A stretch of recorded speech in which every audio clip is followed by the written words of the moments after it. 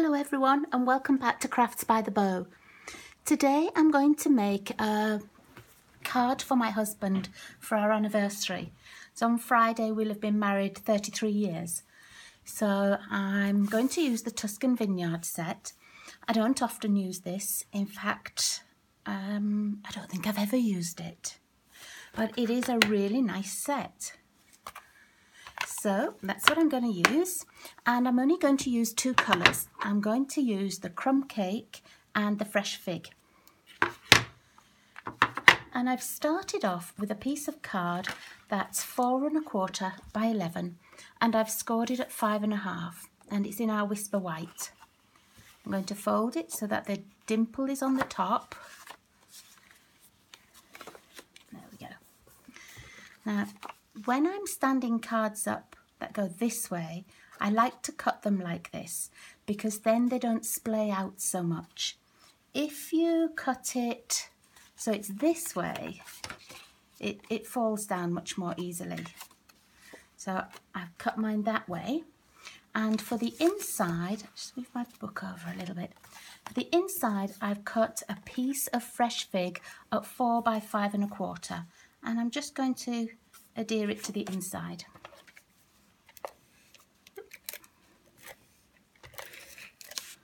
I really can't believe how long we've been married. Some days it seems like we've been together forever, and then some days when I look at photographs and things, I think, how can that have gone so quickly? I'm very blessed. I'm very, very lucky. Okay, so there we are. That's for the inside. Now on the outside, I'm going to do some background stamping because I'm not going to do lots of layers of things. So I'm going to use the grape stamp. I'll find a little block for it, excuse me. Too small. Let's find a bit bigger block. There we go. And I'm going to stamp off so that it's not too dark. I'm going to use the fresh fig.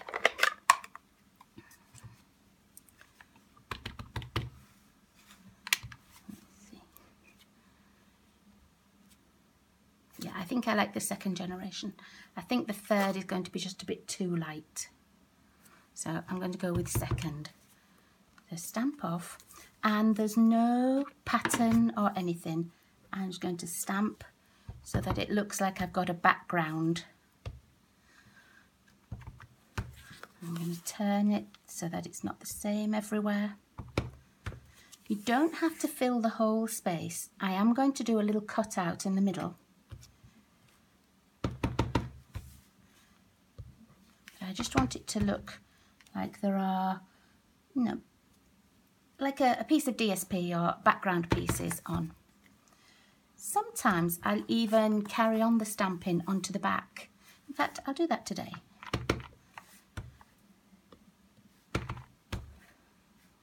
I know nobody really looks at the back, but it makes me happy.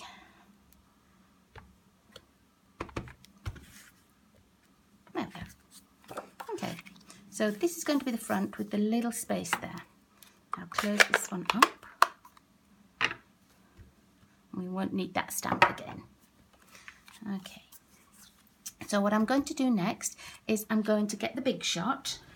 I'll just get this, and I'm going to use one of the oval framelets. Now, I've labelled my framelets from the smallest up to the biggest, and this is the number 6 framelit for me, which makes it the third largest.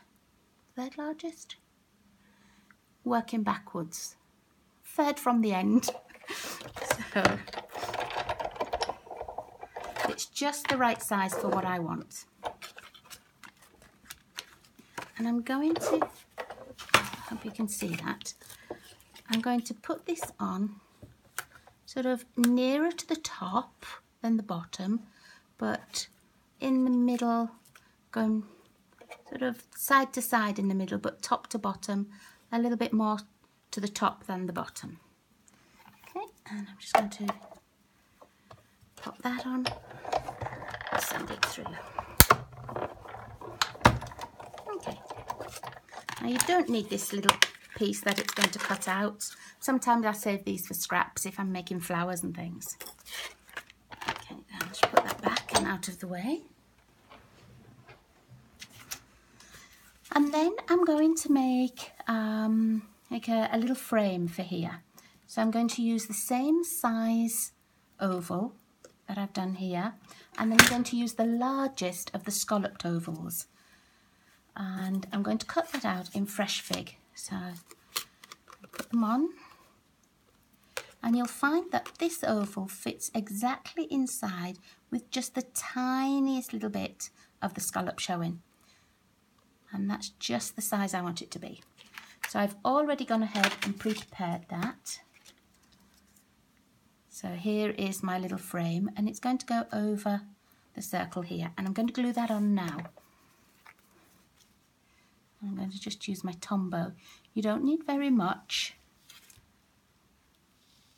It's only a very thin piece of card, and you don't want to have too much glue.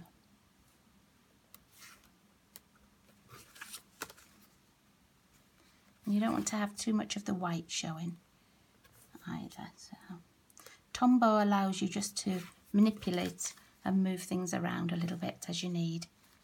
There we go. So that's that. And while that's drying, I'm going to use the Tuscan vineyard scene, and I'm going to stamp it on white card. And here I've stamped it already, and I stamped it with crumb cake, and I used first generation.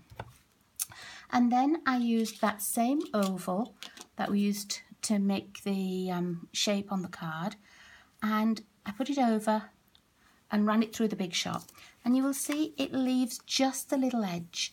If you want to use the bigger frame to cut it out, you can do, but then it leaves a little tiny white edge, and I didn't want a white edge on my card, so I've used this same number 6. Okay, now this should be dry. Yes. What else we need to do is we need to stamp the corks for a little trim. And here you can see I've cut out a 6-inch piece of card because I just had a 6-inch piece. And then this is 3/4 of an inch wide, and I've used the cork stamp, and I've just stamped all across to fill in the space.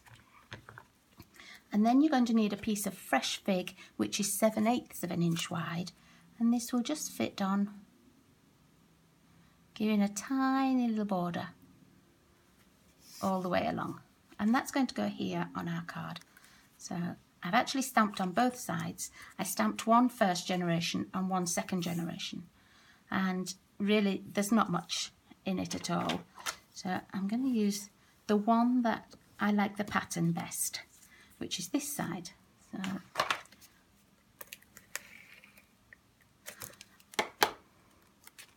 I do often stamp things twice just to see which one I like on the day.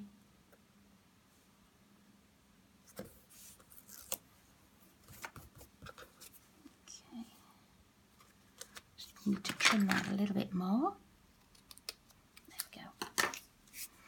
And that's going to go, fold the card up, it's going to go here on the bottom part. You could put it on dimensions if you want it raised up, but I'm just going to have mine flat for today.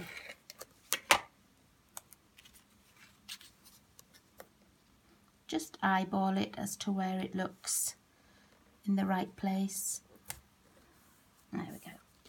And then the last piece of stamping I've done is the 2 like oil bottles and basket.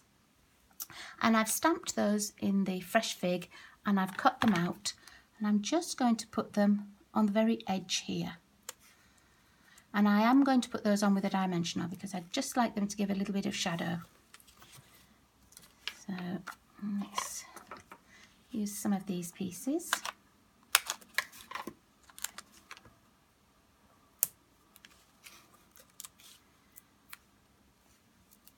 Just so I've got a little bit on each. It's a bit too long. Let's cut that down a bit. There we go.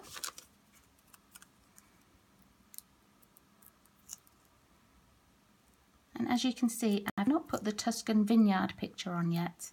You've probably guessed where it's going to go.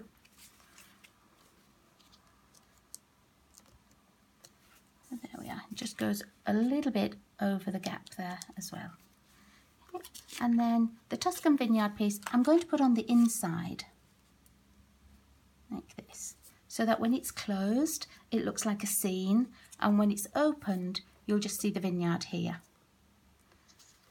I did think about putting it on dimensionals, but I wasn't sure if the card would close fully if it was on dimensionals for posting. So if you're posting this, you might not want to put it on a dimensional, but I'm just going to give this to my husband. I'm not posting it, so I will put it on dimensionals. Use all these little pieces up.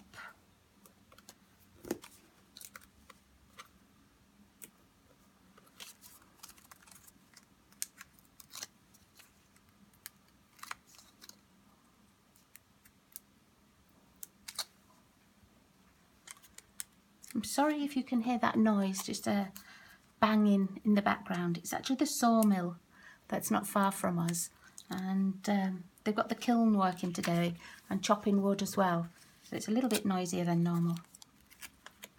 Okay, now, oops, flying card.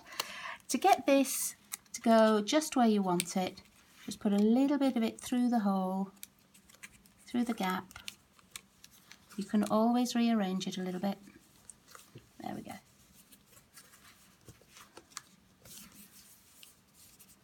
Okay.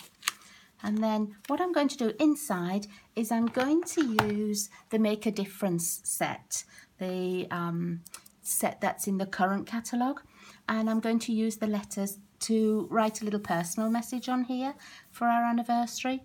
Not one that I'm going to do on camera, but you could use any of our sentiments. You could put a little sentiment on the front on here and flag it if you wanted. There we go. But I hope you like that. It's a nice, quick and easy card, and just a little bit different. It's still a masculine card, but you know, it would work for a birthday card, anniversary, a thank you card. It would work for lots of occasions. So thank you very much for joining me today. Hope to see you all again soon. Bye bye.